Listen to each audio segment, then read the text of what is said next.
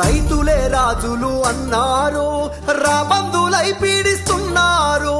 అమలు గాని ఎన్నో హామీలు, అన్నదాతకు వెన్నుపోటు. చెమటదార పోసి కడుపు గట్టి సేను దున్ని వ్యవసాన్ని చేస్తే పండిన పంటకు ఇలువలేదు, పండించే రైతుకు బతుకులేదు. అయ్యో మక్కలు ముక్కి పోతున్నాయి, రోడ్ల మీద రోదిస్తున్నాయి.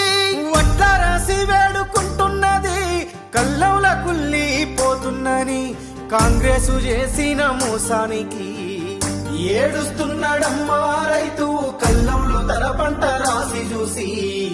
కల్లడిల్లుతున్నాడు రైతు, కాంగ్రెసు సర్కారు తీరు చూసి. ఆరారో